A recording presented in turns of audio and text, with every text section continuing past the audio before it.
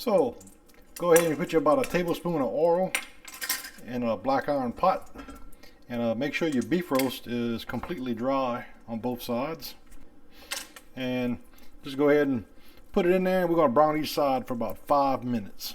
Get a nice brown on it. And once you get a brown on the first side, I usually just kind of pat it dry on the top before I flip it.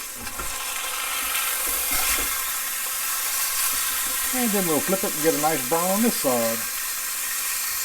And I haven't added any seasoning to it yet. So right now we're just getting a good brown on both sides of it.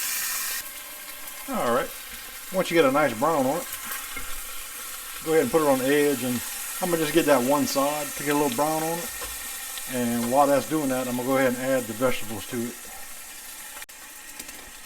And I got basically one medium onion diced, one stalk of celery, half a cup of bell pepper diced, and 2 cloves of garlic diced.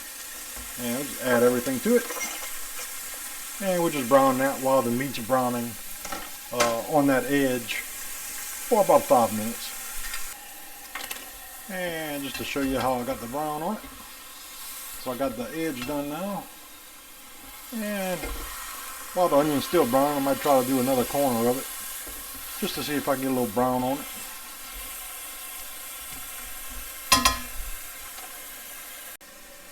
And when you're happy of the meat is brown on all the sides, we'll go ahead and add 4 cups of water.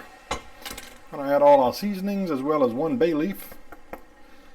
And that's pretty much it. We'll let it cook until it's nice and tender. I'll check it after maybe 30 minutes or so. Check the gravy, see what I got to add to it. But you know, I just started out with the garlic, paprika, cayenne, salt, black pepper, and 1 bay leaf. And I'll have all the measurements that I usually start it with in my recipe. Just set your meat in the pot and just, like I said, let it. You want the water not quite covering it, you know, up to the very edge of it, like that, where it's still, you can still kind of see it. And you know, every 30 minutes I'll flip it. And go ahead and cover it loosely. And as you can see, I'm cooking this on about a medium heat. Because it takes a while to cook a chuck roast. So just flip it. Like I said, I'm going to add some more water to it. Like I said, I want to get it to the bottom edge of the meat. So probably add about 3 more cups or so. I tasted it. The salt's good. Yeah, just let it cook. Basically cook it till it starts to fall apart. I want it to basically be able to cut it with a fork. And that was about 4 more cups I added. As you can see, it's right to the bottom edge of the meat. And like I said, just put your cover on loosely. Just let it cook. And that was another 30 minutes or so. So we've been cooking about an hour. So go ahead and add some more water to it. And I'm going to turn the roast over again. And like I said, every time I'm adding 4 cups. So you just want to get it to the very bottom of the roast each time. And I'm going to go ahead and flip it. Put the cover back on loosely and let it cook. It's definitely not ready yet. It's very tough right now.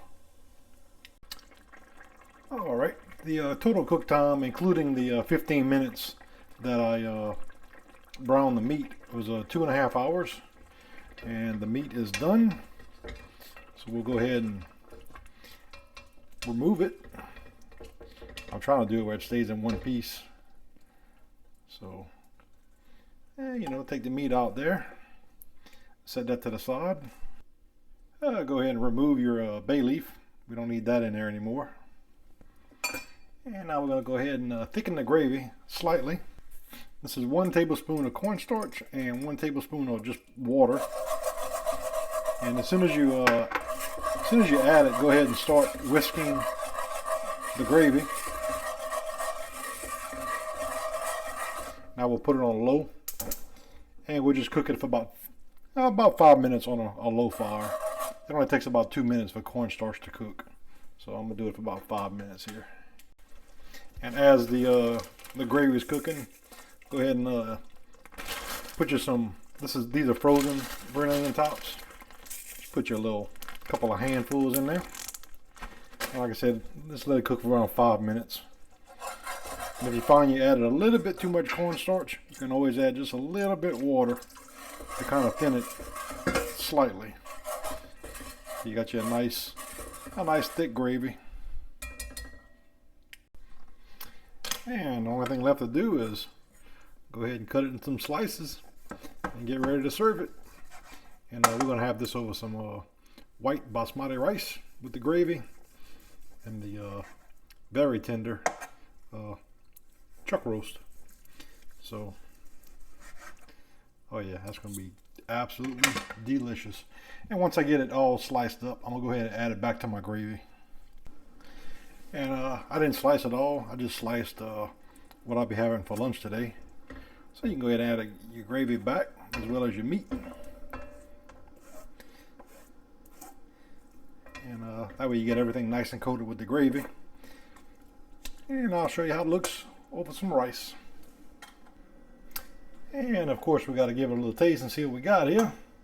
Get a little piece of the meat. Get a little bit of, I mean, the meat's pretty much falling apart. You know, you can just cut it with a fork at this point. So like I said, total cook time 2.5 hours. And let's see what it tastes like.